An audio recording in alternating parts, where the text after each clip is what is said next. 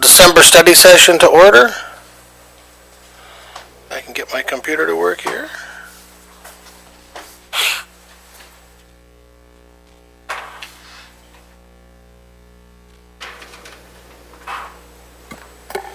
And I'll ask the clerk, deputy clerk, to call the roll, please. Commissioner Bear, Present. Commissioner Walls, Commissioner Kennedy, Present. Commissioner Duckham, Commissioner Tompkins, Present. Commissioner Mahoney, Good morning. Commissioner Williams, Present. Commissioner Elwell, Here. Chairman Shotwell. Here. 8 present. Welcome, everyone. We go to public comment. This is your first opportunity for public comment. You have 3 minutes to address the board. You may only address the board once and under public comment, and the opportunity may not yield your time to others. Board members will not debate or answer questions at this time. Public comment. Any public comment? Seeing no public comment, we shall move on to the approval of the November 5th, 2019 minutes. We have a motion and support. Any items for correction or deletion? Additions? Seeing nor hearing none, all in favor, please say aye. Aye. Those opposed? Duly carried. Item 5A, SRA default resolution. Administrator Controller Overton. Thank you. This sadly is not our first, nor I fear our last, default resolution for the SRI with Leone. I think the resolution pretty much speaks for itself. I, on the other hand, will give you just a brief update on where we are with the SRI, what's been happening as of late, if that's okay. The LRUA has been meeting. They're trying to reconstitute the authority, basically create an authority in a traditional sense in that it would have control of the assets, meaning it would be determining what maintenance and what was or was not to be replaced, the rates for this whole system, that sort of thing. Leone has been, a part of the LRUA all along, but as a township, they've owned and controlled everything. So while the 13 communities, well, actually it's not even quite 13, there's 13 involved, but with the new authority, at least that's the plan. But they're not all voting members at this point, so we're looking to upgrade that so that everybody can have a say in it. But unless Leone transfers authority to the new authority, transfers control to the new authority is a better way of saying that, it's an authority without the ability to make a difference other than advisory to Leone's board. And as such, I would expect that, let's just say the potential is higher for ongoing struggles with the facilities and, of course, the SRI payments. I personally believe that they create a 13-member authority where everybody has a say in things, that you'll have more consistency on the board. Because it's while elections come and go and people's faces change, when you have 13 communities with a representative, the board itself as an authority should not be changing continuously or list to a point where it creates undue difficulties. And I think common sense, logic, and self-preservation will prevail ultimately with an authority like that, given that their systems, meaning their sewer systems, are all hooked up to this facility in Leone, and it's imperative that they maintain that facility so that it can continue to process waste. Otherwise, they have to find some other means of doing that, and that is more costly than the alternative, and that is remaining with the system and making it function properly. Unfortunately, we have not resolved the SRI. The judge has not made a decision. At this point, we did move back the trial date. I think it's in March, I believe it currently. And we shall see. The judge has made it very clear that he does not want to rule. He wants us to work this out, obviously amicably if we can. There is no real win-win, I believe, on this, sadly to say it that way, but the bottom line is there's a lot of money owed, and it's going to, the bill has to be paid. So at this time, though, we're still trying to work that out, and if it doesn't get worked out, well, then we'll end up in court again, and ultimately, I believe, the judge will have to decide, and ultimately more appeals, and another judge, you know how it goes in court. So the better choice for all, I believe, is to create a new authority and move forward, rectifying the problems. Questions about the resolution? Dave, go ahead. Yeah. Mike, it's got a total of about 1.9 million so far that we're in. What's the total that's left after this? There's no definite end in sight for us, but is it like 5 million or left yet, or? No, for some reason I'm thinking, well, no, I don't want to say. The number I have is not, I'm not Okay. sure. Okay.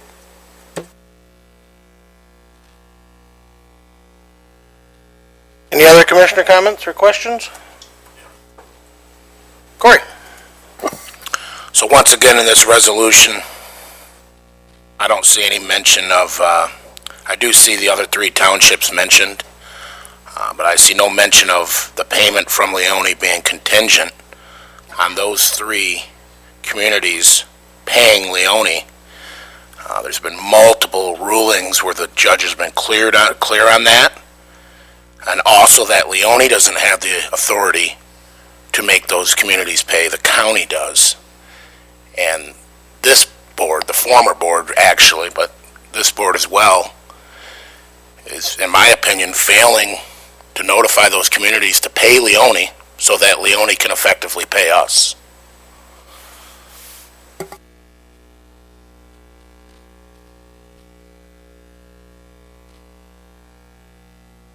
Tony? Has this body talked to the other townships and encouraged them to pay Leone? I don't know whether we have or not. Go ahead, Mike. Yes, we've been down that road. We have. I don't necessarily disagree with the commissioner here in regard to some of that. As you know, or those of you who have read or been involved with this for the last, 5 years or more, the contract, I kind of see it in three different parts, and there's therefore three different ways of looking at it. And the judge has waffled in my mind. He's gone back and forth on who he thinks should pay. Where he is currently is that Leone should pay. At this point, there's little we can do in the course of. We could send something saying, "Hey, you need to increase the rate, this or that," but we're all in court, and I believe it's going to make a difference at this point.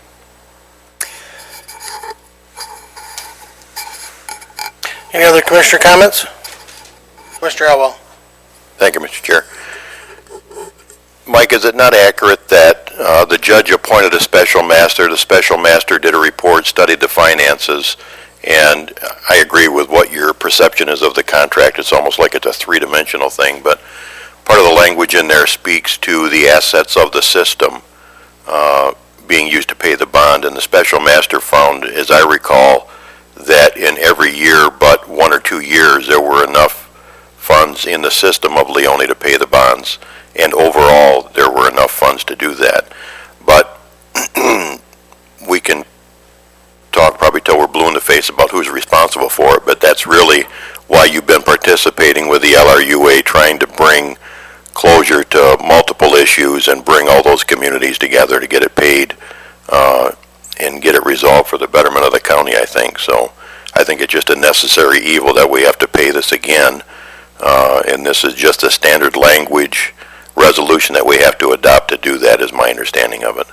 Thank you. That's correct. Any other commissioners? I'd move the resolution. We have a motion and support to move Resolution 12-19.55 to issue notice to Township of Default under the Jackson County Wastewater Disposal Facility, Southern Regional Interceptor Section, Bond Contract, and Act 185 of the Public Act of the Michigan of 1957 as amended. Madam Clerk, could you post the vote?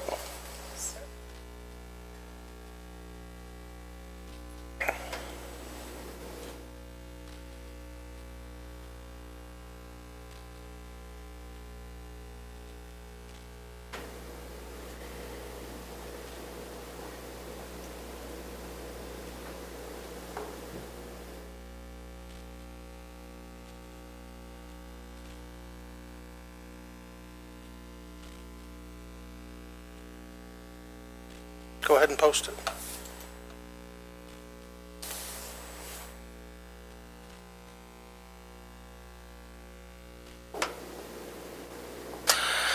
Resolution passed 8-1. Cascades Lagoon recommendation. Yes, sir. Mr. Bear?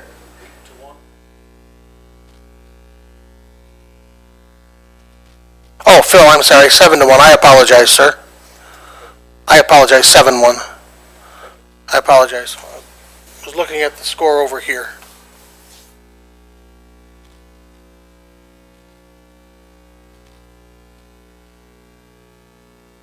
Mr. Overton, Lagoon System.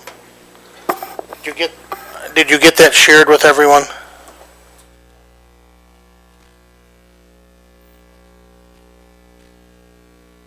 Okay, I had made arrangements with GIS to produce in PDF form a history of what the lagoon system looked like with our aerials.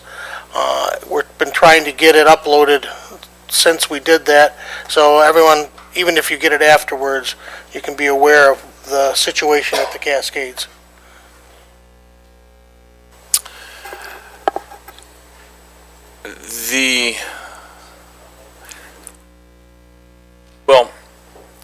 The Drain Commission is going to give an update on this, but in essence, I know they have begun creating I saw the city truck out there yesterday, stuck in the mud.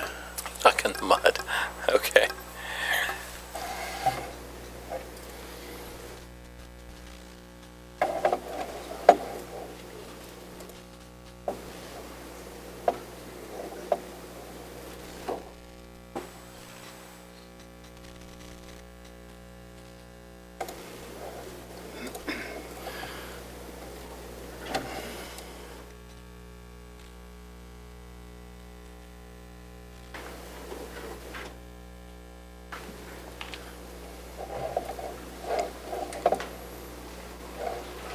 Not my strong suit.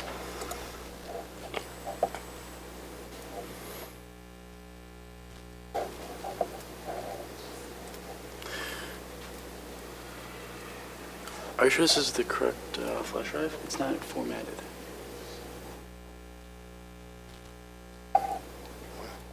Sure. Just 4 photographs.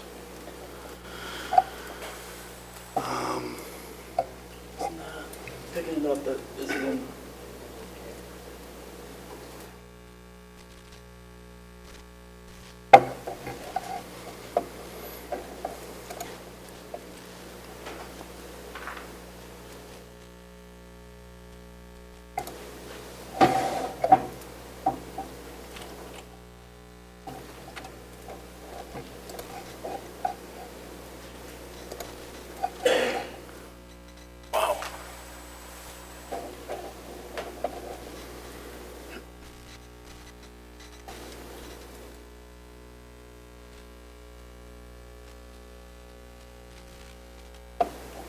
There's nothing on here.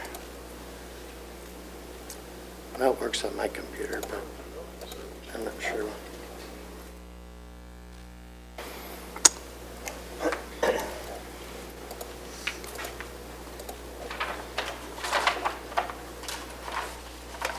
Mike.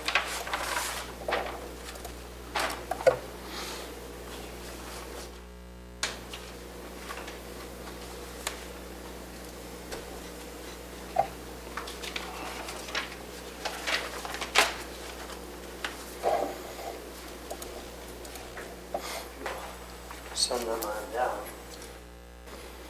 Motion to receive. Motion and support, all in favor? Opposed? The Cascades Lagoons, as everybody realizes, aren't in the pristine shape they were when Cap Sparks first constructed them. Over the years, the weed growth, the acidic soils have been pushed up. They're muck, they float. Rather than dredging the lagoons as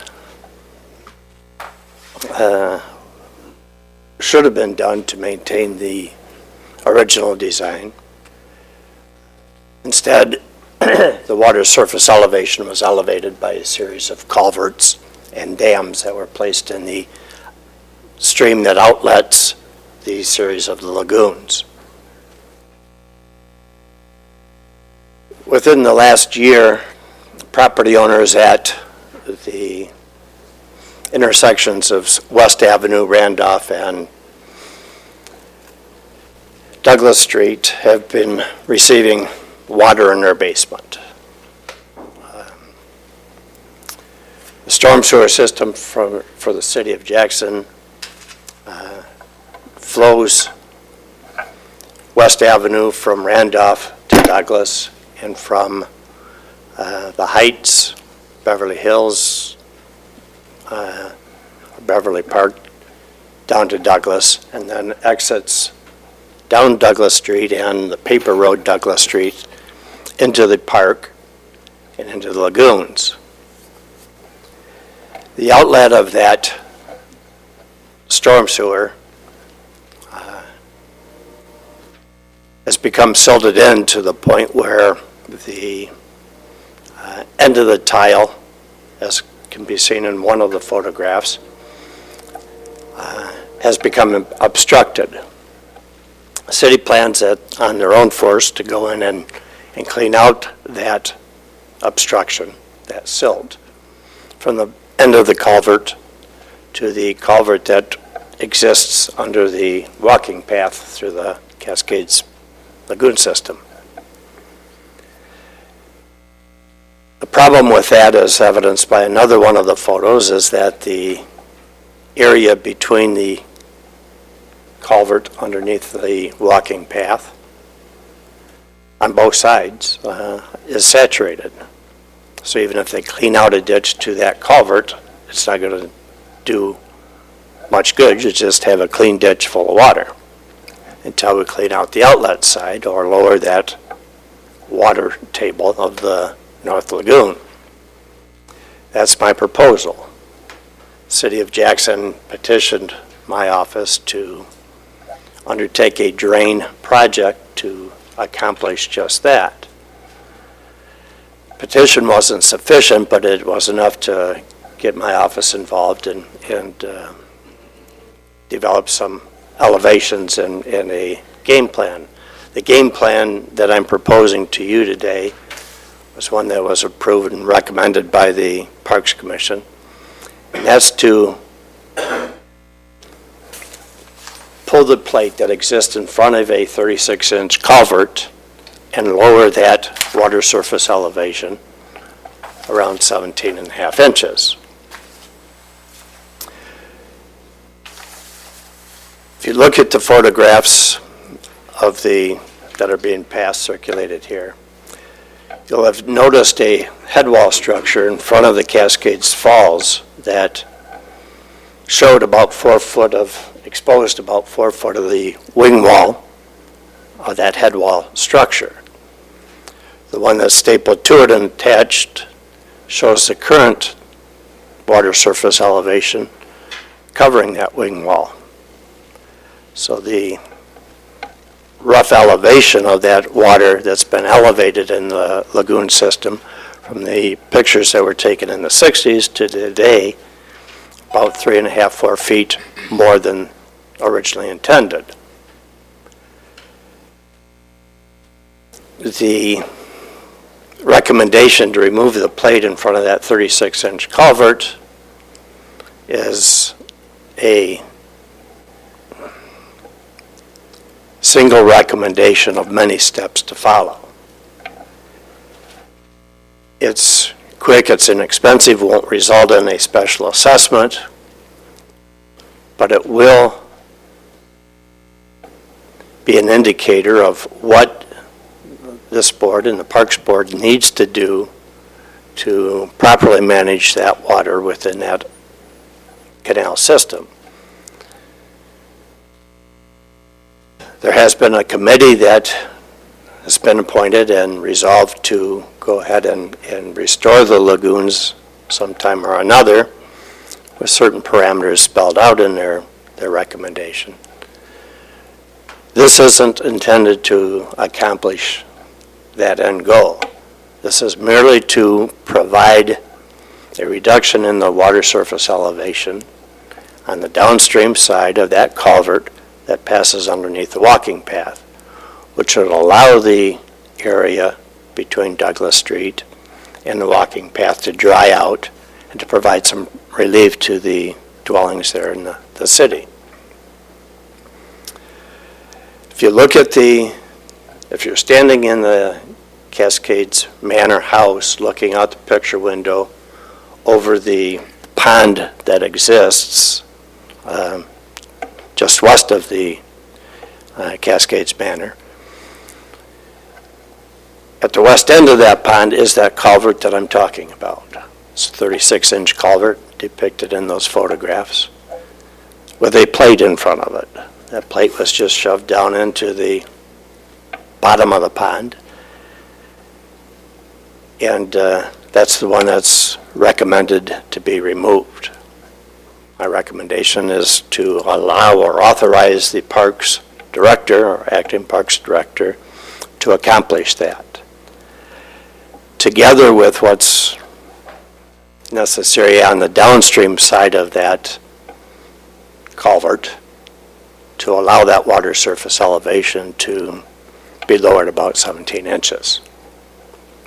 If there's any questions, I'd be happy to try to address them.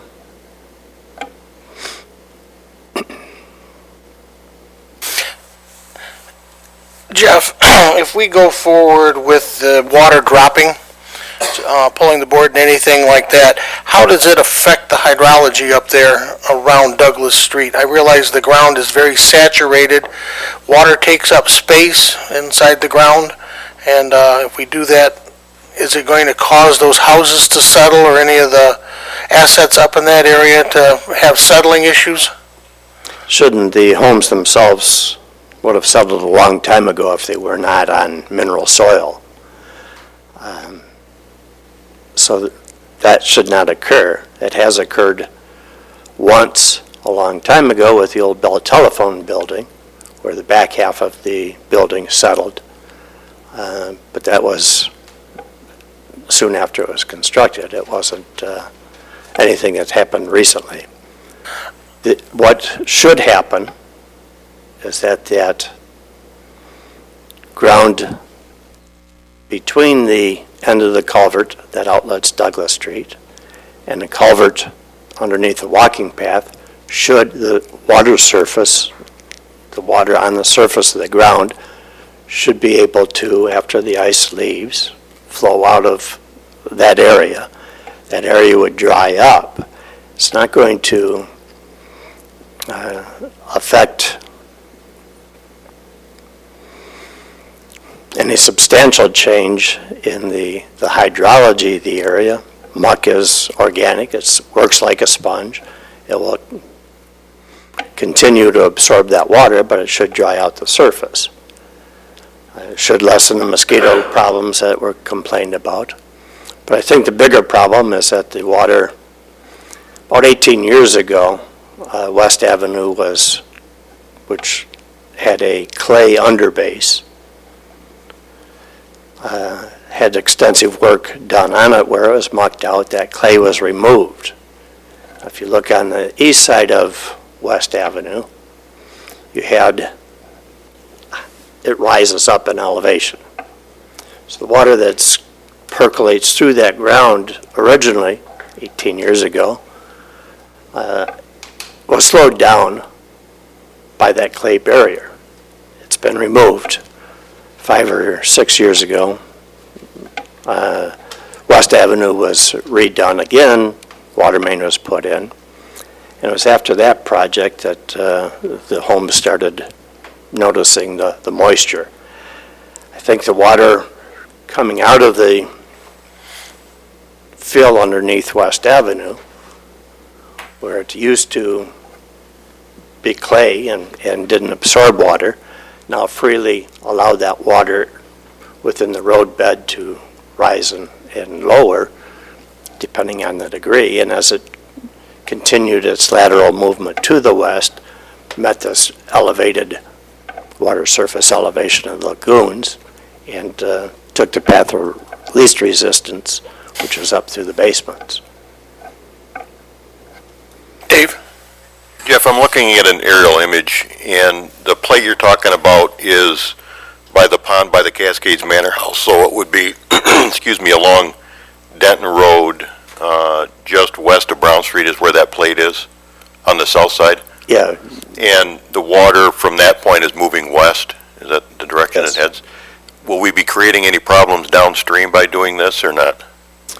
the channel that goes through the golf course empties onto a undeveloped parcel and into the Kibbe Drain.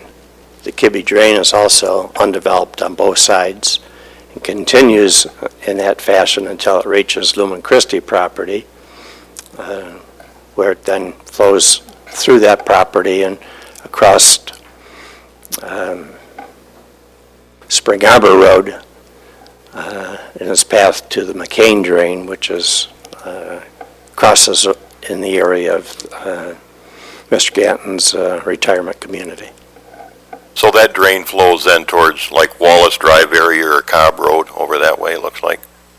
Well, that area drains into I see. the channel that runs through the Cascades Park in the area of the maintenance shop, where the Wallace Drive extended as a gravel road goes into a maintenance shop. There's a culvert under that road that also has a dam in it. But that's where the Wallace Drive, Kibbe Cobb area drains. So it won't involve doing anything with that dammed up portion there then, or? Now with that dam, there are some intermediate areas that may need some work downstream of the plate that's suggested to be removed by way of deadfall or other culverts that were put in at inappropriate elevation. Thank you. Commissioner Kennedy? Is there any concern that by removing the plate that the pond's levels will actually deplete too much to where the public wouldn't be able to use it? And if so, is it just as easy to put the plate back in as it is to remove it? The short answer is yes. It will lower the water surface elevation of those ponds or the lagoons. It will bring the bottom of the lagoon or the top of the weeds that grow out of the bottom of the lagoon closer to the water surface elevation, which would create problems if you're trying to paddle through it or kayak through it, remembering that the parks used to have the paddle wheels out there. Yes, that will occur to the extent of about 17.5 inches. And It so, will, however, in my opinion, bring the water surface elevation closer to that was originally intended. so I guess my question is if you begin to notice that it's getting too low to where it couldn't be adequately used anymore, is there something we could do to stop it, to rectify that issue? Or is it once we pull the plate, that's the decision we made, and if it depletes, it depletes? Well, originally, that will be the result. My suggestion to this board and to the Parks Board was, let's use that opportunity then to study what exactly we want to happen through the golf course, which is the outletting channels course, and to lagoons itself. I think everybody collectively in this community wants to see those lagoons restored. It's going to be expensive, but the real route or the real opportunity for that to occur would be to have it occur in a deliberate manner rather than just plugging plates in or throwing culverts in at inappropriate elevations. So, just to answer my question though, if it drops below a usable level, is there a cost-effective method we could use to restore that level or not? There is. You can put the plate back in, but it'll result in the same situation we have on Douglas Street. Okay. That area will then once again become saturated, and It's relatively inexpensive to put the plate in. You know, it's as cheap as it is to pull it out, to put it in. It's safe to say that? safe to say it will take a backhoe to pull the plate and probably a backhoe to put it back in, yes. Thank you. Photographs that I tried to get on right now that shows that head wall structure has an arched bridge over it. So if you're looking at the photographs, you can see the extent of the wing wall that has been exposed over the years through probably self-help and lack of serious engineering advice. That water surface elevation has elevated, and I'm not sure how to get the next photograph, but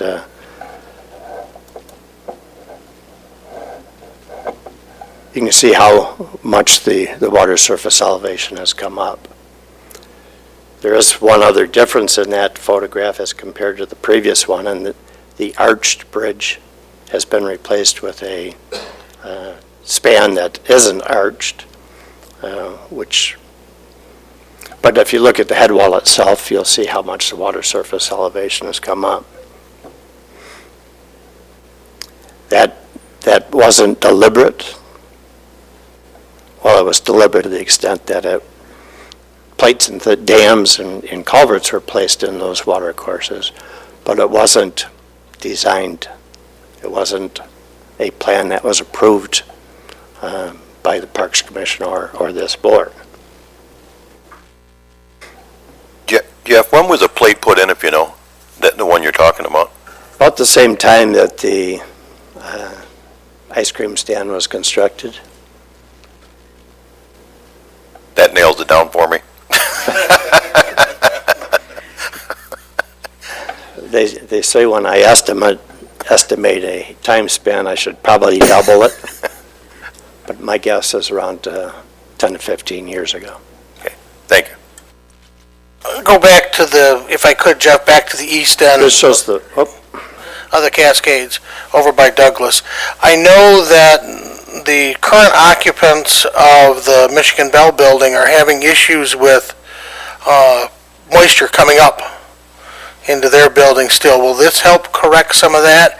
And the elevation maps show that Randolph Denton is the highest point in the Cascades, other than the hill, obviously, that affects the lagoon system, and that the stuff to the east of Randolph Brown flows out through the Douglas exit and drain, and then over to an open culvert just north of Wisner or High Street, back in there.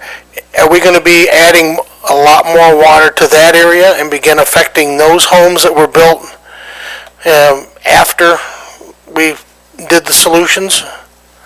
Because there's a group of homes now that are on Gettysburg. The plate that's depicted here is in front of that culvert that is at the opposite end of the pond from the Cascades Manor. If this plate is lowered, removed ultimately, the water surface elevation in all of the upstream lagoon system will be lowered, not to the extent that will be measured here, but water seeks its own elevation. Eventually, it will try to seek the elevation of the flow line of that culvert. The moisture problems there at the Old Bell Telephone Building may be a result of the pumps there at the Cascade School being shut off when they tore down the school. For those of us that have a long memory, the auditorium in the Cascade School was sloped down from the surface of the slab that the school was built on down to a lower elevation so everybody could see over one another's heads. That brought the bottom of the auditorium into a position where it would flood if pumps weren't run. So they ran for a very long time. Those pumps were shut off, and that may have had the more recent effect on the moisture in Old Bell Telephone Building. Lowering that water surface elevation will help alleviate that moisture problem by the amount that water surface is drawn down. So the wetlands, if you would, or the area behind north of High Street will get wetter, because that's where all of that's going to exit to. That's an open drain. It'll exit through this culvert that's depicted right here. Okay. Daniel? Good morning, how you doing? Very good, thank you. Good, just a couple of quick questions. So this drain that's on the screen right now, is this the one that's closest to the golf course? It's actually on between the fairways on the golf course. It's Gotcha. at the end of the pond there that the Cascades Manor overlooks. Okay, and then just a comment in regards to the concerns that Commissioner Kennedy mentioned. Right now, the lagoons aren't usable at all. I don't know of anybody who uses the lagoons for anything, so I think even if the water level did lower it to the point where it's less usable than it is now, nobody's using the lagoons now. But my question is that you said that this is one of many steps that you recommend.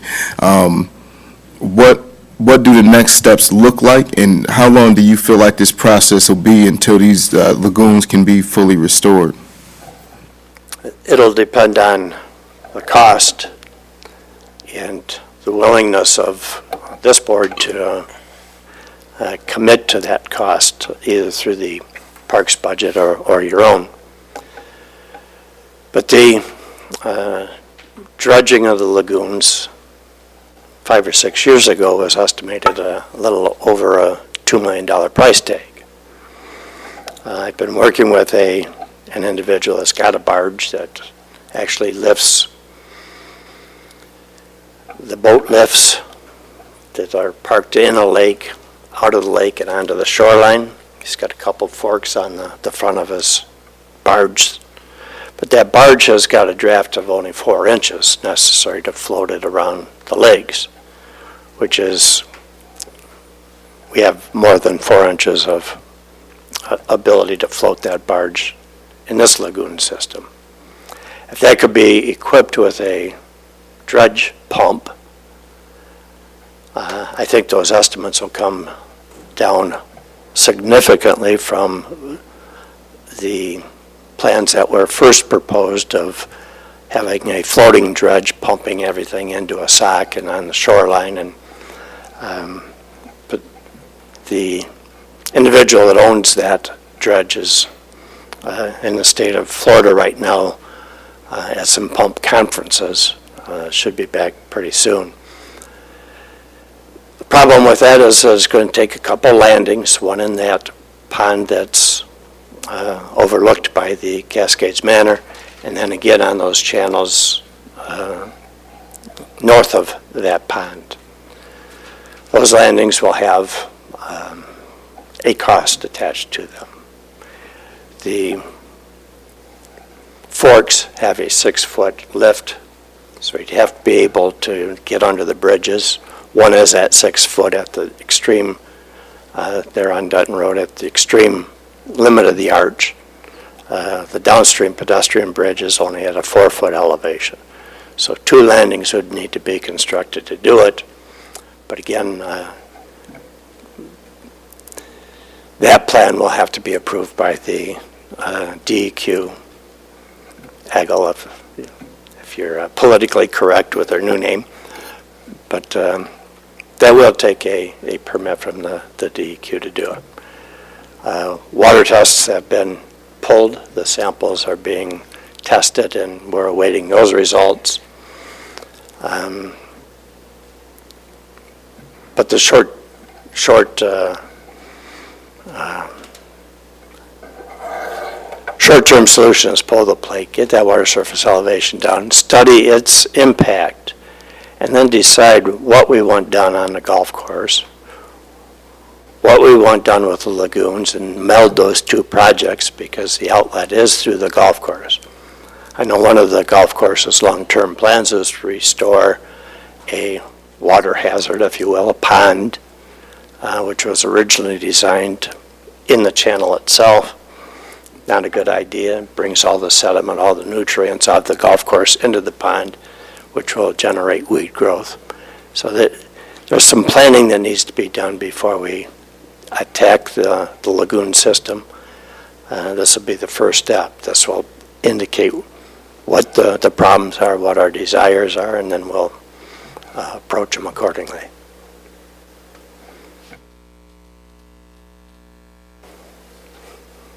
Mr. Chair. Mr. Kennedy.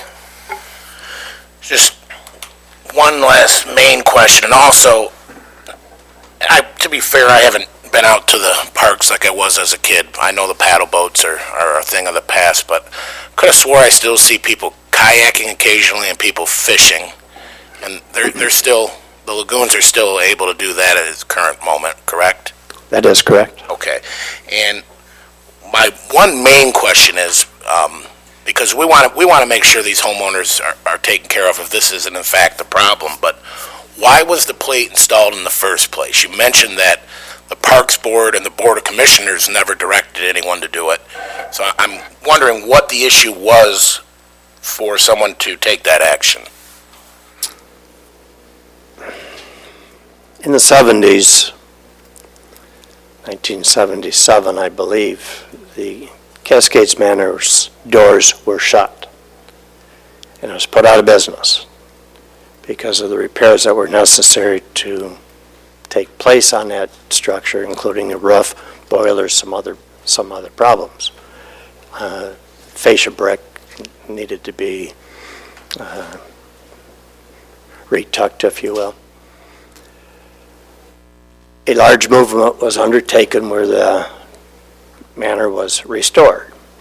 And I think along that period of time, there was a goal to have that business overlook a pretty pond. And that's ultimately why that pond was elevated. Rather than dredging it, putting it back into its original condition, they just brought the water surface elevation up, and put a fountain in there, trying to do away with the algae, the green duckweed that otherwise made the lake look unpicturesque, if you will. So it was for cosmetic purposes then? Basically, yes. Okay, thanks. Tony?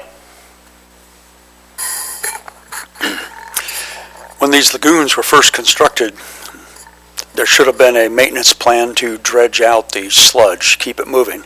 Anytime you restrict the flow of water, the naturally occurring sediment in it from leaves, from vegetation, from aquatic plants.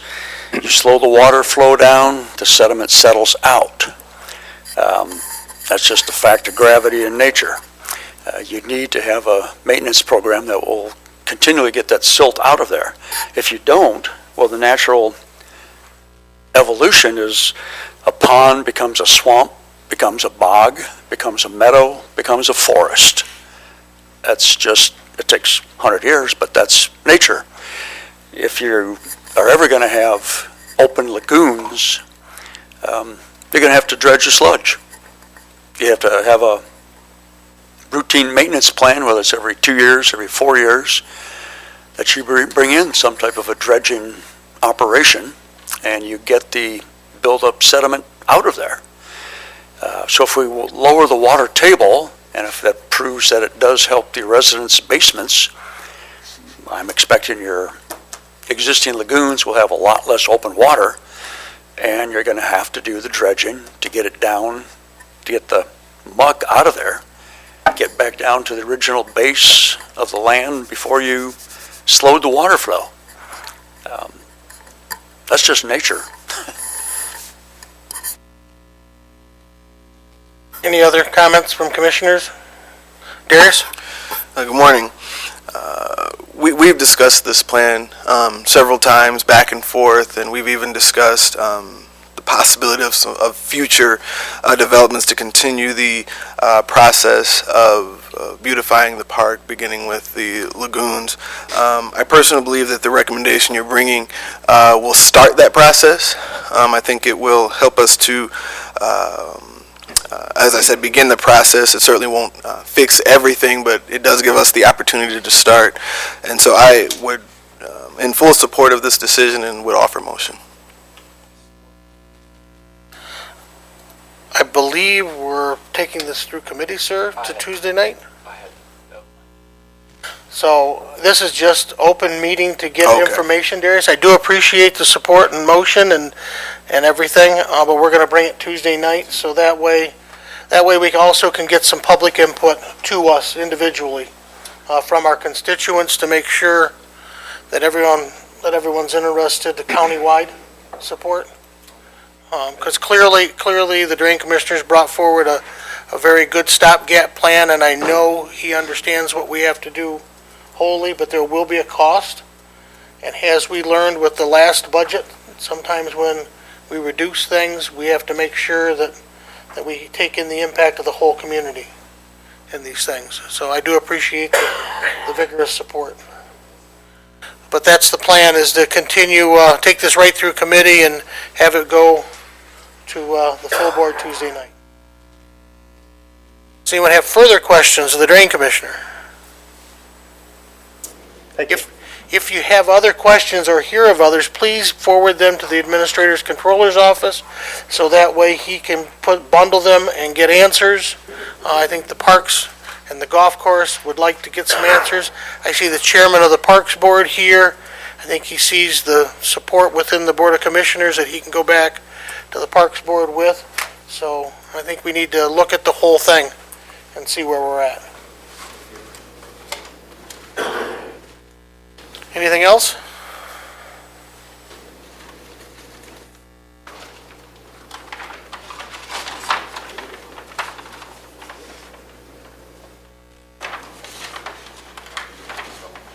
Item 7A, Assistant Administrator Controller, Mr. Overton. Thank you. Christopher, if you'd come up to the podium, please. At this time, I'd like to make some remarks. As the staff report indicates, I think it's pretty thorough in explaining this and that about what we're asking for. I would say that for the benefit of those who haven't had opportunity or don't know Christopher as I know him, Christopher is, I've been with us roughly 5 years. He has done great things at JDOT since we've assumed responsibility for that department. He's a man of vision, a man of strategic skill, and you know what? He loves his people, and it shows in his organization, his department out there. He's got great civil engineering degree, a master's in public administration, and then some, I might add. He brings a skill set to the position that I think is uniquely, puts him in a unique position to help us. What I'm asking for is to move Christopher up to Assistant County Administrator with responsibilities still Director of JDOT, so fully in charge of JDOT operations. But at the same time, he can bring his visioning and strategic planning skills and organizational skills and project management skills to the airport. And I don't want to impugn the airport manager. He is very capable, knows airport operations very, very well. However, he's more or less, they have 3.5 employees out there, and they spend a lot of time operating, meaning doing this and that, mowing lawns, plowing snow, you name it. And we need someone who can bring a third perspective, if you will, another set of eyes, who has that gift and skill set. To look at that, I think Christopher would be great. We would love to see the airport, when I say expand, not the airport boundaries per se, but there is room on the airport for additional, business, office parks, things like that, that are complementary to the airport. And I think Christopher could help us with that. By the same token, in the Parks Department, the public saw fit to grant us a 10-year millage, much of which is going towards capital improvements, refurbishing as well as enhancing parks around our county. And from a project management skill set, there's probably no one more capable in our organization than Christopher. He would bring a lot of skill set to that organization as well. Again, not to impugn the people there currently. Kyle operationally does a great job from operations perspective, but the American One is almost finished up, and at the same time we've been trying to plan for these other parks. And I think not only is he ready, but it was warranted, and he'll do a great job in this capacity. And we would be open to entertaining any and all questions. Commissioner Otwell. Just want to say I'm very supportive of the plan. Mike and I have talked about it. I've read his documents on it. Excuse me. I think Chris brings a lot to the table, much the same as Deb did in the areas that she specializes in. It just, I think, improves the county overall with Chris having oversight of these areas that he's detailed, that Mike has detailed. So I'm supportive of Mike's plan. Dr. Tompkins. I was just wondering, Chris, you've done a great job with the roads. If you take on this added responsibility, will you still be able to do a good job on the roads, or will that take your time away from there? Absolutely. Absolutely what? I'm committed to, we're building capacity within JCDOT. We have new leaders emerging, and I'm very excited to see them grow and develop in the coming years. Yeah, thank you. Commissioner Kennedy. So I see the dollar amount of the new salary. I don't see the old salary to know what the effective labor increase will be. Mr. Overton? Yes, it's going to be roughly $12,000. I think you're, 123? Yes, there's a 3% increase for general employees, so this does not include that. So the net effect as of January 1 would be more like $8,000, I think. Yeah, more of 7% versus, Correct. if you look at it in those terms, correct. Correct. Sorry, you lost me there. So is it a $7,000 or a $12,000 increase? No, from where he is currently, it's 10% is 12. Okay. And some change. What Chris was referring to is, in our budget, we have all of our non-union staff is scheduled on January 1 to receive a 3% increase. I see. Okay, so. And are we looking to cut that amount of labor costs from anywhere inside the budget? I think I know the answer. Well, currently, we have a parks director. We had a parks director. We've not replaced. Kyle's performing in the capacity of interim. And in all honesty, I'm not sure I'm going to replace the parks director.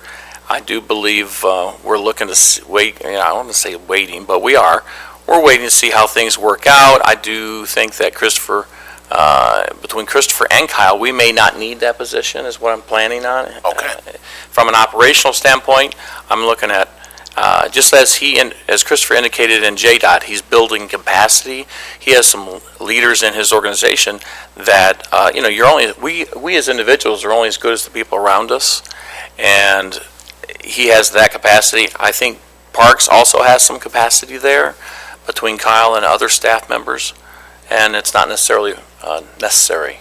But time will tell. It may be, who knows. We'll see how the cycle goes of projects, because everybody and their brother wants parks improved in their area all at the same time, and as you know, it's difficult to do that.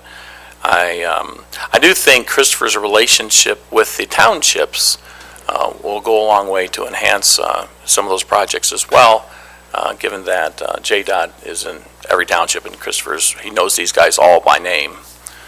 So the plan initially is to absorb that, as we are not going to hire another parks director. That's my position currently, yes. Okay. Commissioner Bear?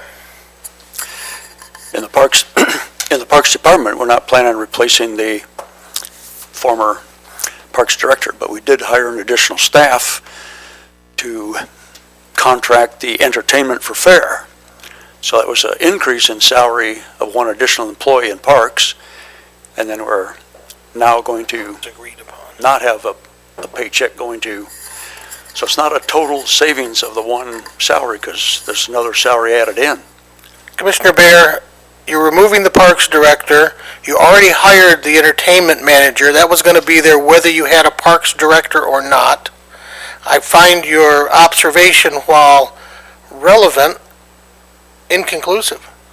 You're not changing anything overall other than reducing the Parks Director's position, which is the top of the organization, which is the highest salary. You were going to have the entertainment person anyway. And that person's going to coordinate throughout the whole park system, not just at Keeley Park. That's the idea. While her emphasis will be put on the Keeley Park and the American One Event Centers, as we're aware, we have one new one being built.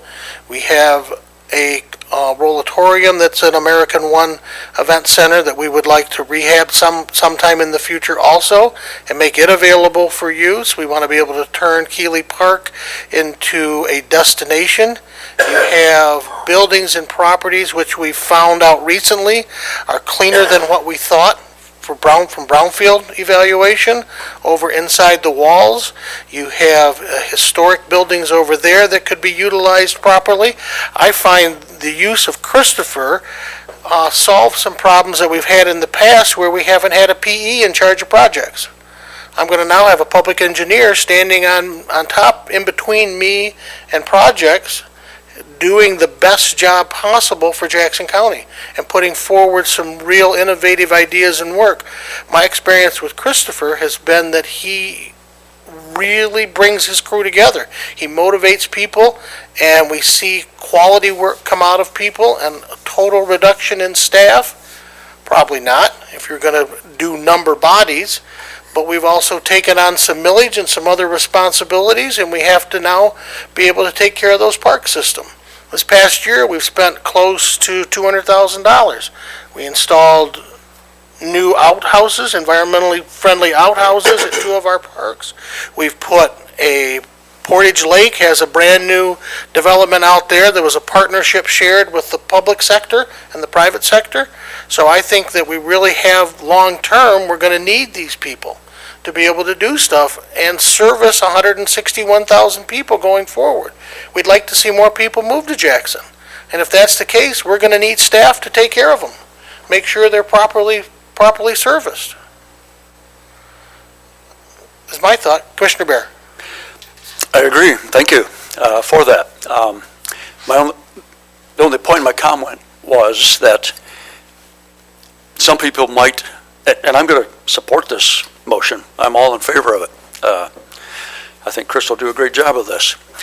My only comment was that some people might have gotten the impression that we had cut a full salary out from the budget, but we didn't really. But everything you said about the millage, what we need to do, is all correct. I just want to make people understand that it wasn't just one reduction in salary. Darius? So Christopher and I have had many conversations. I have just been amazed with the work that he's done. He's innovative. He brings a lot to Jackson County, and I'm just excited to see what he can continue to do with the road department. My question is that if we have sufficient staff and able staff at the airport and at the parks, within the parks department, and we've already stated that we're happy with the work that has come from those departments, is this change necessary? Administrator Overton? Thank you. Yes, I believe so. When it comes right down to it is, for instance, airport, Juan is very good, again, operationally. Juan retired from the state. He's a pilot. He used to do airport inspections, so he knows the rules inside and out. He knows what should or should not be happening at the airport. What Juan doesn't necessarily bring to the table, and that is the larger perspective and the business perspective, the organizational, the cultural, the strategic planning perspective that Christopher can bring from a planning perspective. So we're looking at the airport, and now that we've moved the runway and refigured, there's more space that we can, because you can only build so close to a runway and all that. Well, now we have some more space there where we think we can develop, just as you will industrial development, you can have a development there where you put in a road and, the infrastructure to allow for people to build not only additional hangars, but open businesses that are, complementary that have need of the airport. So I think there's that he would bring for visioning. And from a parks perspective, clearly the project management skill set, we cannot, we could, but it would be wrong to ask our existing employees to do a whole lot more with less. What I mean by that is we have, and this happens all the time, we will expand our services. We will expand. Well, when we took on the responsibility of the road department, we didn't add staff internally to, from, if you will, internally to manage JDOT. We just sucked it up and did it. And the same thing applies to the parks. We've taken out a 10-year millage, and we're going to do all this construction. It takes people to do that. You can't look at all your existing employees and say, yeah, here you go manage all these projects and continue to do what you have been doing. Because frankly, I believe all of our employees had full-time jobs long before we even took the millage. And then we built an America One Center. Again, somebody's got to clean it. Somebody's got to organize events that are there. It takes staffing for that. That's all been part of the calculation and the planning in the beginning, or we wouldn't have done it, to be honest with you, because you can't just build a building and say, well, we got a building here. We don't need any staff. It just won't work that way. Well, I certainly understand the need for sufficient staff, and I agree with you in that regard. Well, let me ask you this, if I can ask you just maybe one or two questions. I know you're just a few credits, if I remember right, just a few credits short of a doctorate degree, so you certainly have sufficient education, but I'm wondering what are your what can you bring to the airport and the parks department, just via, I understand your leadership skills and those things. I've seen it at work, but I'm just curious about what educationally can you bring to those departments. I think first and foremost, Mike is correct when he says that I love my people, I love my teams, and frankly, I love And it shows. Jackson County.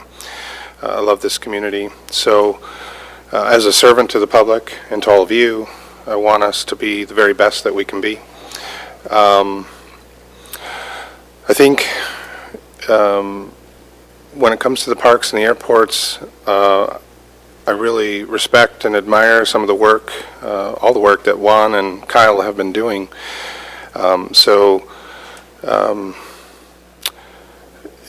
think the things that I hope to do with them would be to help grow them as leaders and as visionaries, synergizing with our department. I think they're as somewhat of an infrastructure services arena of the county government.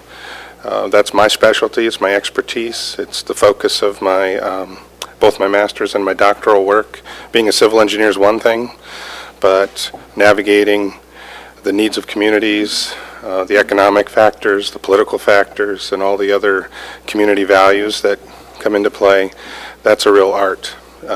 So you have to take the science and add the art.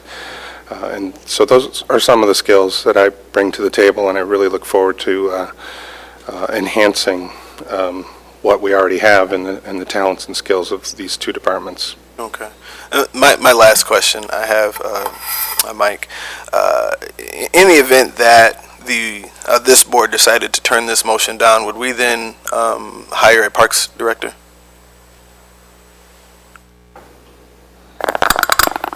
Yes. Okay. Yeah. Thank you. Nothing further. Further comments? One last question. Go ahead. And I'm sorry, in my first question, I didn't point out that you've done a great job. There's no doubt about it. But I'm just from a fiscal standpoint, I ironed out what the initial raise would be. My only other question is, what's the annual percentage increase for that particular position he'll be ascending into? We traditionally treat our department the same as we do all non-union employees. So it'll be a board vote each? Every time. Okay. You approve that in the budget every time. Thank you. Mr. Chair, Yes. a follow-up question to that. Would that be a yearly increase? Yeah, annually, we review budget. Thank you. The budget and salaries. Any further questions? I want to make some observations that we've had over this last year with expansion within the county, whether it be at parks or at airport. I've had the privilege of serving with commissioners on outside committees that have public meetings, and during that time we've had consternation over different projects that have been done with either work order changes or addendums or wondering who's supervising or overseeing projects. And at the end of the day, we've come to the conclusion that we had the best innovative people doing it. So with that in mind, by placing Christopher as an county assistant administrator, again, like I said, that's going to give us a PE overseeing all the projects inside these departments where they're building stuff. And I think that will be very helpful and also make life a little bit easier for some of us who've had to make decisions that we wondered if we were making the correct ones or if we were comparing apples to apples if it came to a roof or silverware or many different items throughout the county. And I hopefully, a lot of those concerns can be waylaid just as they were at JDOT. I remember sitting in this room with a line of supervisors staring at us, telling us we were making a bad decision by going to a part-time road commission, and that we were making a bad decision by bringing it in-house. So Christopher, with his staff and everyone involved, has really made us shine and look good at JDOT, and I hope with the addition of him to inside these walls will definitely help improve us completely, and I look forward to continued service work with the high elected officials. I know you and the Drain Commissioner have partnered very, very well this last year in solving a lot of different issues around the county that involved water, and as we're aware, water is becoming one of our big issues, getting it controlled properly, allowing people to have homes. We have issues with water from many different prospects, whether it be just engineering problems or dealing with mosquitoes and eastern equinal encephalitis within the community and dealing with that going forward. So free-flowing water helps control mosquitoes a lot times better than spraying the top of the water with oil. or other pesticides to cause real problems within the environment. That's my comment. Commissioner Elwell? I'd move for approval of the Administrator Controller recommended reorganization and reclassification as presented, in addition to the necessary budget adjustments. Just curious why, it's not that I'm not even in support of this, but this is pretty big deal. And why we're doing this in a study session and we can't just wait and do it at the meeting later this month, so that if there is any public input, they could give it. This is a pretty major raise, and Well, it can wait. The problem is, people need to plan accordingly, because January 1 will be here soon. I'd rather move forward and get this thing started so people can plan accordingly on this. And to be honest with you, I don't see this as a public issue. I see this as an operational issue of which the board has to make some decisions whether they, support us. You guys, we have the work to do. I will address the question that hasn't been asked, at least publicly, and that is, are we getting top heavy? Mike, what do you do? Does that take work away from what I would do? The answer to that is yes. If Christopher doesn't do that, I will be much more involved at the airport than I am currently. And I attend all the airport board meetings and meet with Juan regularly. Here's how all this works, for those not fully understanding or aware. There's one of me, and I have, there's numerous direct reports and outside agencies that I spend my time with. It flexes, so some agencies need more time, be it Lifeways, when there's some issue or some problem I need to be dealt with. It doesn't show up in my job description, but nonetheless, I've spent hours with Mary Beth over the years. LRUA, SRI, not on my job description, not in the, org chart, but I spent hours and countless hours dealing with not only all those townships involved, but the other individuals involved in that. And I have asked the board at times, I'm like, okay, guys, if you want me to do that, it's going to take time away from other things. Because, there's the Department of Aging I meet with regularly, the Health Department, the list is long of those individuals. And when I'm doing SRI, I'm not necessarily over at the Health Department or the Department of Aging or whomever. Fortunately, we have good people. And my management philosophy is such that I let people have the reins and do their job. Marcy knows more about the Department of Aging and managing that type of culture than I do, and than I will ever. That's why she's in that position. But at the same time, frequently I'm asked to provide what I term the political calculus to things. So they'll bring me a set of problems or solutions either way, and we'll work through it and see what's going to work, what's politically viable. There's a whole gambit of things that one has to look at. So the bottom line on this is, I don't have the time, to do these things. I think that from me helping the parks project management or Christopher, he's by far more qualified than I am to do that, and I think we'll do a great job. I don't see this financially as a burden at all.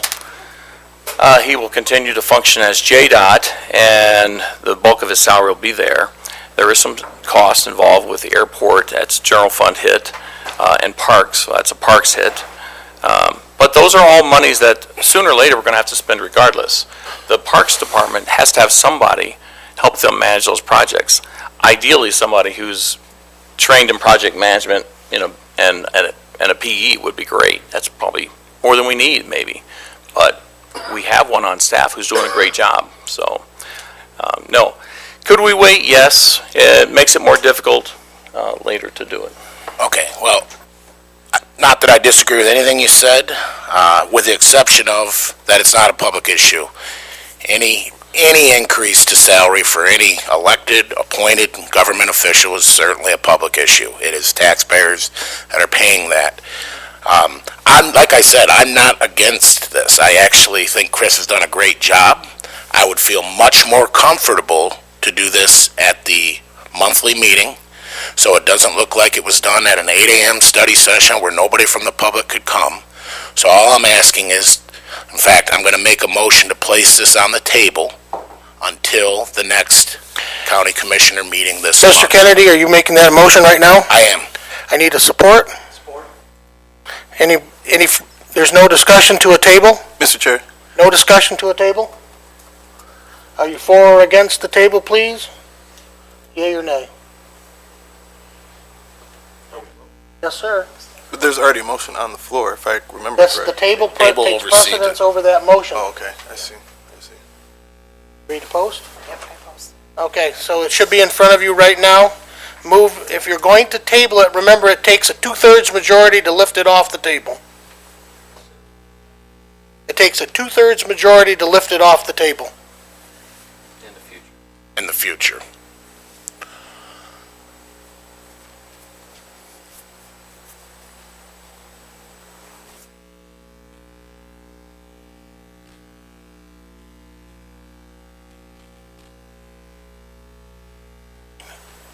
It's a 4-4 tie. The motion is defeated to table. Now, Mr. Kennedy, if you would like to postpone this to a time-specific date, that would be a better motion to make, sir, Okay. at that time. So let's go forward with some discussion here. Commissioner Bear.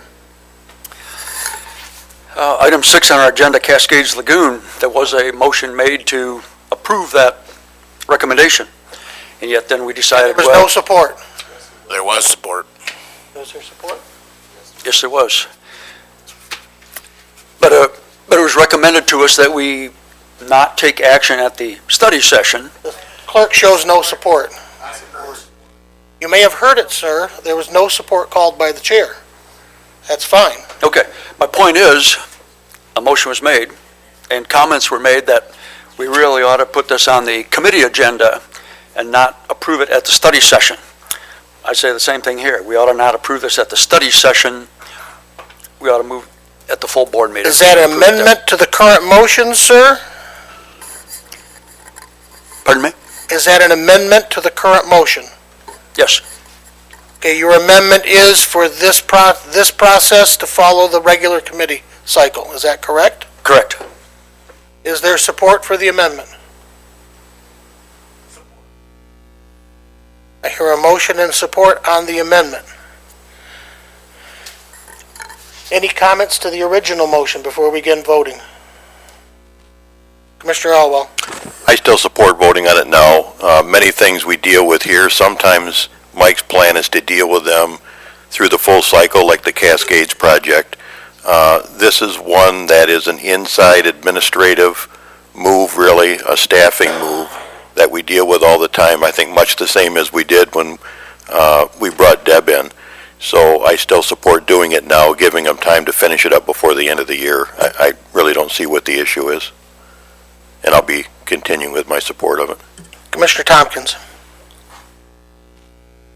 Thank you, Mr. Chair. Just to be sure, could you fully explain what the motion is? Because I've heard a motion and a motion and a motion, so I'd like to know what motion we're voting on. Certainly. Any further questions? So what you have at first is an amendment to the motion to move this through the committee cycle, it to appear on Monday, general government? Yeah. Through general government, and then to go to Tuesday night's meeting, is what the amendment is. Okay, the original motion is to do the administrator controller's recommendation to name Christopher Bolt an assistant administrator. So let's vote on the amendment first. Does everyone understand what we're voting on?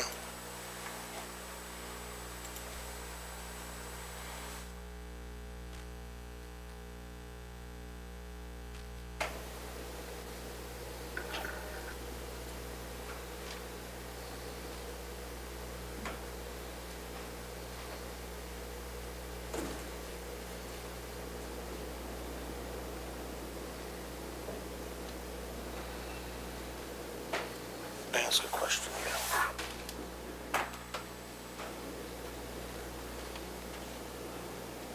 Because it's failed.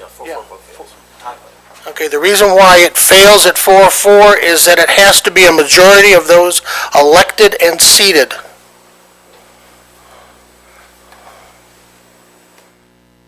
Now we'll vote on the motion to move the assistant administrator's position forward. Question or comment? Yes, sure. I think Chris has done a great job. I like working with him. I plan to vote against this motion at the moment, and I would certainly vote in favor of it at a general board meeting. So it's Well, not, if it's defeated here, it's over with, Tony. you can always bring it back. What's that? Can be brought back. It could, but that would be the decision of the administrator, and if he doesn't have board support, why would he bring something like this back? That's why I was telling him that if it appears that I'm not supportive of this change, I am supportive of it. I'm just not supporting it today at a study session. I'm supporting it at a general board meeting. What's the difference, please? I just believe that's where it belongs.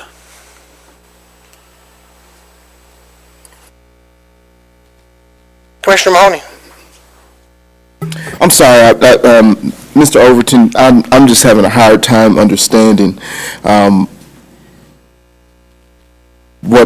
why we need to approve this today instead of it being able to go through the normal process. I mean, we literally had a motion with support on the floor that we got told that we were not going to vote on. Like, there was literally a motion with support on the floor that did not get voted on, yet we cannot wait until a regular board meeting to make this decision. I'm again superiorly impressed by the work that you've done, Christopher, so don't take this vote personal, but I can't support this either because I don't think that it's fair that we are pressed to make a decision today at this morning's meeting without being able to have proper time. I mean, I don't feel like that's necessary, and if you can explain to me what can't be done over the next 2 weeks with waiting for this decision that needs to be done with this decision being made today. Sure. First, let's speak to why the prior one was approved or was not approved at study session. First, that was my recommendation, was to take it through the process because it is something, a decision on the lagoons is something that's going to affect immediately, potentially thousands of our residents because we're going to lower the water level. We're not sure what all that impact is. I think the public should clearly, it takes time to process all that.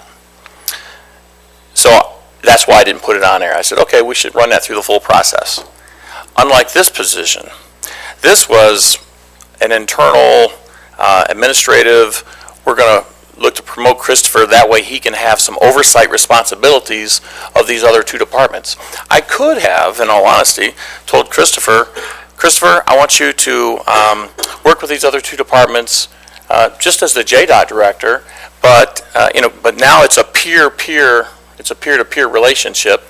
I'm not necessarily, I've asked him to do more work, but not necessarily with any more title or money.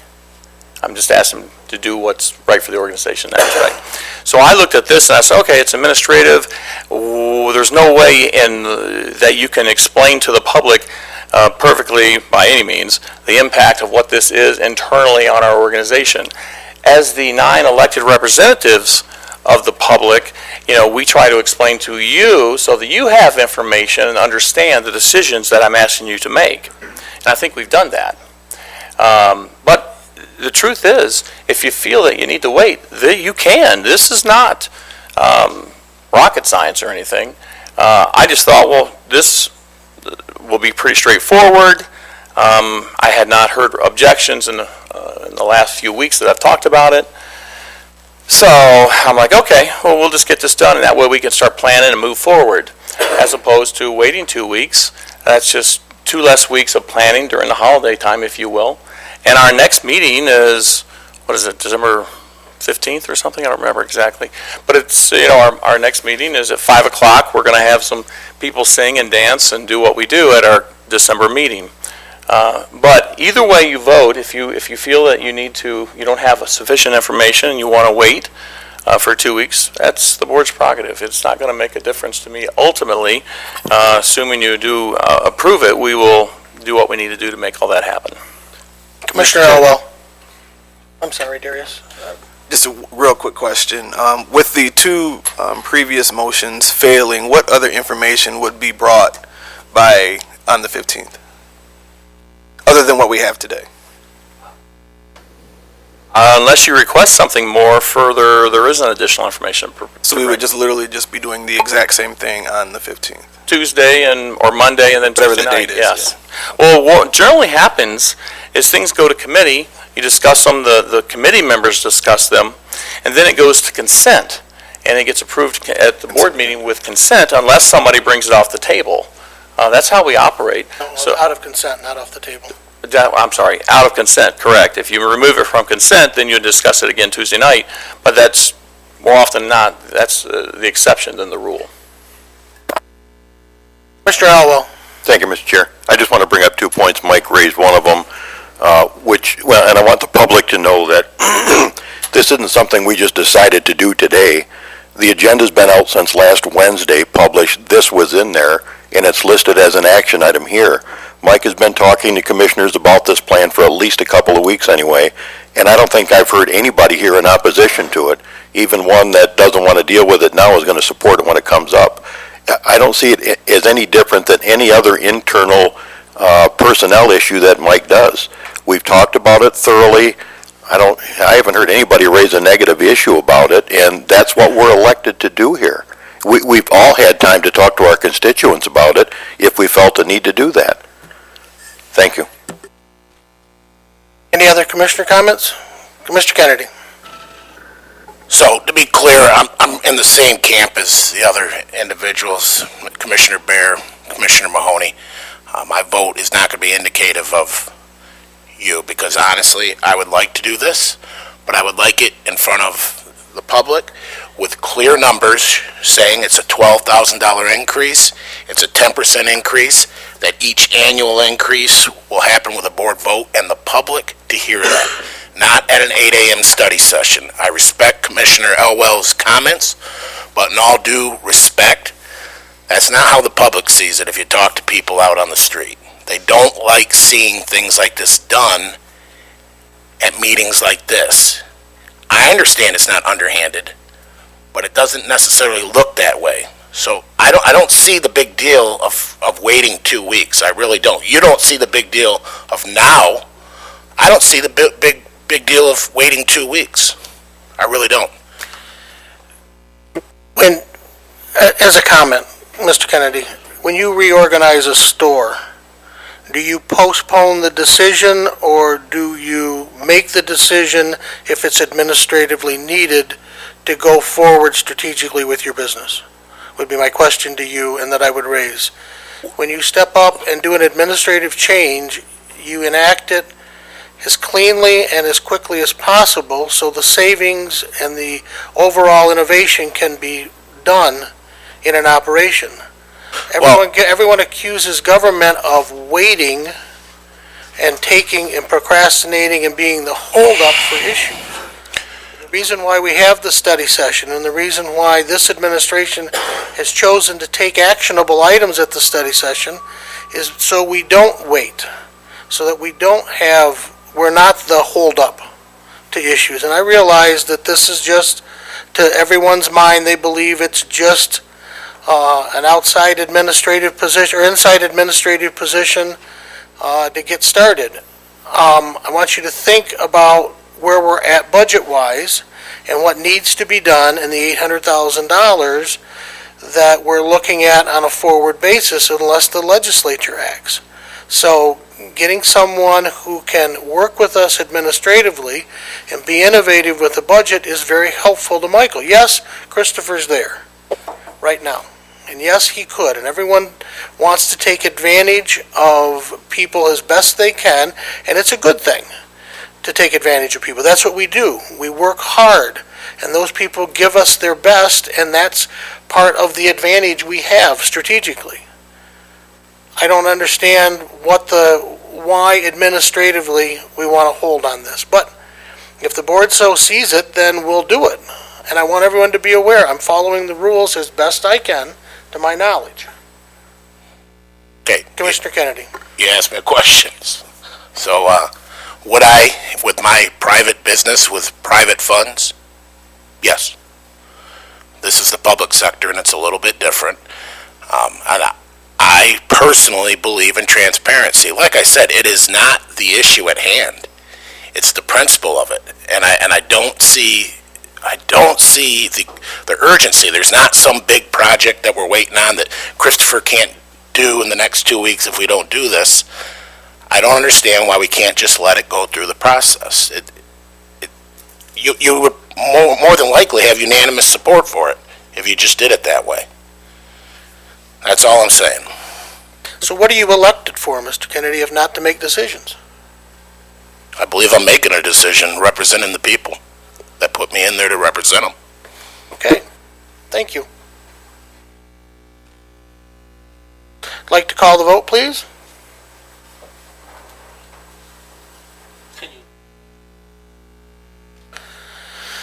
The motion is item 7. Let me get back to board docs because I have it.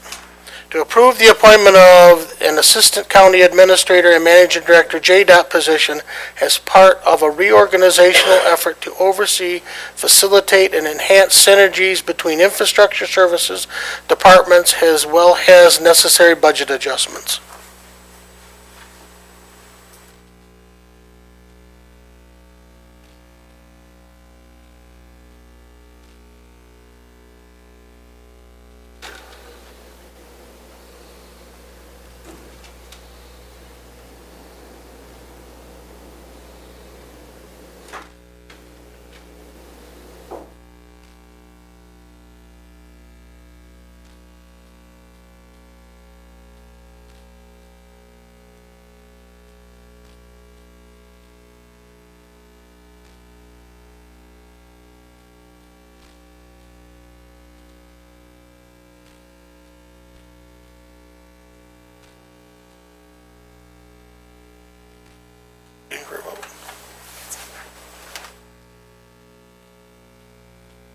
Motion was defeated. Yes, sir. With that, I'll put it on the government for committees and then move forward in our traditional manner. Appreciate it. No problem.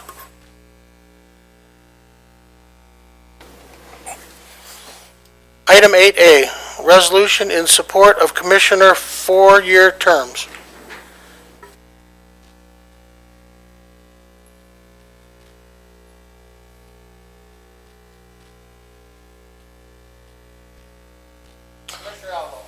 Thank you, Mr. Chair.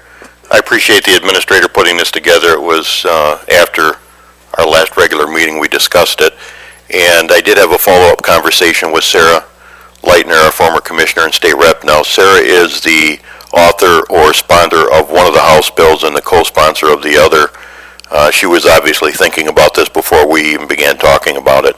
I think the resolution speaks for itself. As you know, it won't be impacting me, but I think it's time that we got 2 4-year terms for commissioners. It just makes sense. It's the same term of office as the other high elected county officials, the same as township officials, and it's time to do it, I think. And when you're ready for it, I'll be prepared for the motion.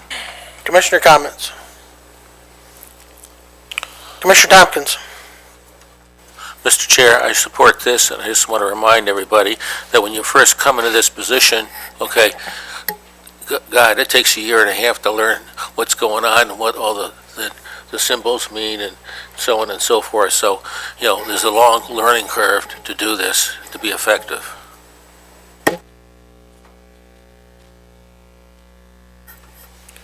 Any other commissioner comments? Commissioner Williams? My sentiments are the same. I spent a substantial amount of time in prior to my announcement just learning as much as I could about county government.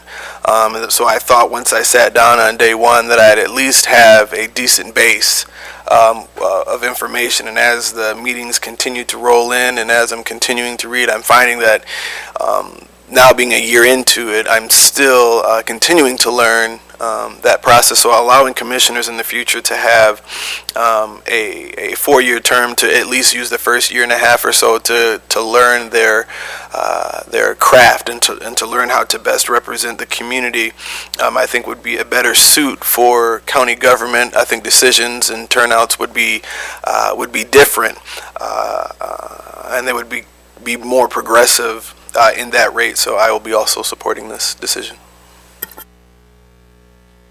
Any other commissioner comments? Commissioner Kennedy? It's more of a question. Hopefully the administrator can answer it. Is there a way that this can go on the ballot for the public to vote on rather than elected officials extending their own terms? Mr. Kennedy, this is not an extension of our terms. It's a resolution to ask the legislature to consider making it a vote, Poor choice sir. of words, pardon me. I think people understand what I meant, though. Like to see a resolution go before the whole county?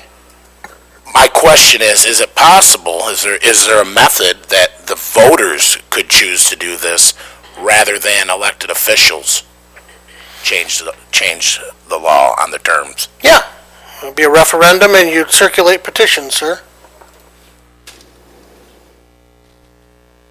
Go ahead.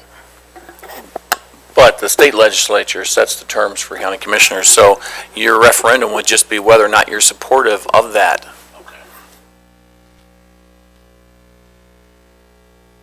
And this resolution is just showing support for state legislators that potentially could be taking this up.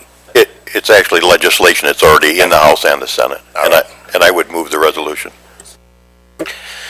We have a motion moved by Commissioner Elwell, supported by Commissioner Mahoney. Any further questions or comments to the motion? Seeing none, please vote.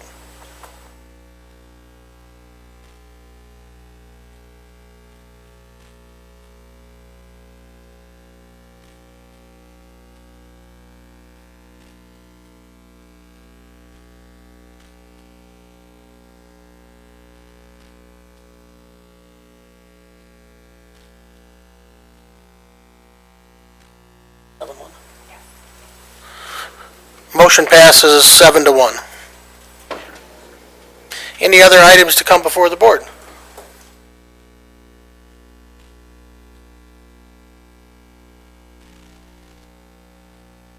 Arrived at public comment. Public comment guideline, each individual will state their name and have 2 minutes to address the board. You may only address the board once under this public comment opportunity and may not yield your time to others.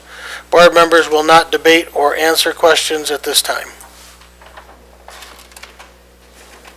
Thank you. Good morning, John Wilson. Commissioner Elwell, County Administrator Overton, if there's any reason why the general public is so skeptical and cynical of government and the bureaucracy, you've just given them more reason to be so. Regarding the adding the position for a new Assistant County Administrator,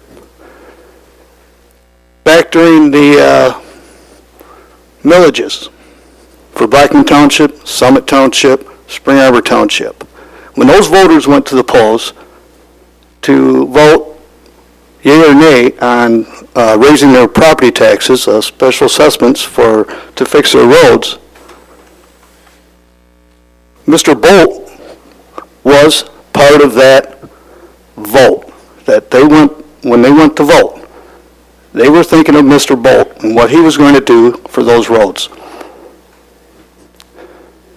County Parks millage, when those voters went to vote, they were thinking of our County Parks Director and what he had presented to them to make their decision on whether or not to vote for that Parks millage.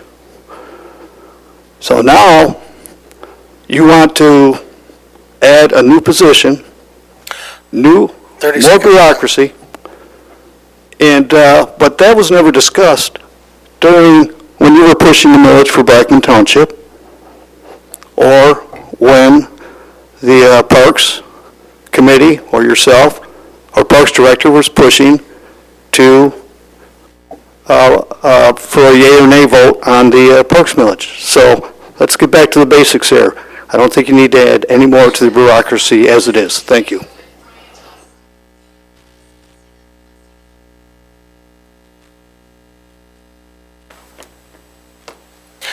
Any more public comment?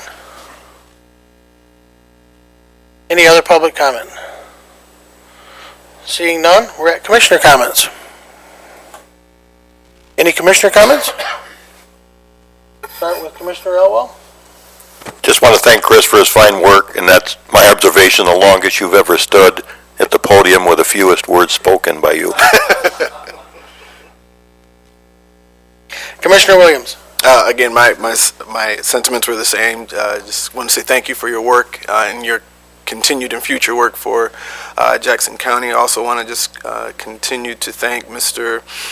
Snyder for his work with the lagoon situation. Again, we have talked time and time again. I'm sure he's probably tired of hearing from me, but this is just a concern that that my community continues to reach out to me on, and so for us to beginning that process of taking the time to begin to put together a plan, I'm excited to report back to them and to share with them the work that we, as a county, and even partnering with the city on necessary matters to take these things, the necessary steps to move forward to finish this project in hopefully a timely manner and in a financial manner as well. So I'm just excited for what is to come. Thank you. Nothing further. Any other commissioner comments? Commissioner Bear. We've had several comments about millages and salaries and budgets and monies. We are considering, we'd approve the Parks Department to get some assessments on some land value, the value of some land in Blackman Township for a future park. I don't know what that's going to cost. It's going to be extra money that I'm not sure was in the budget. If it was, I didn't understand it was there. I guess I would like in the future some more discussions on that. I'd like to see the appraisals on that land come back here before a purchase agreement is written up. I guess I just want to have some additional comments and discussion about that. Is it prudent at this time where we're cutting budgets, or we have cut budgets, to go out and buy some additional land? I'm just thinking one budget item alone was the child safety seats and the amount of conversation that was had about cutting that $50,000 out of the budget. And if this land ends up being more than that $50,000, I mean, are citizens going to be coming back? What are the citizens going to think of our handling of their money? So I just think we need a lot more discussion on that potential land purchase, and I'd like to see some more information before I vote on it. Thank you. Any other commissioner comments?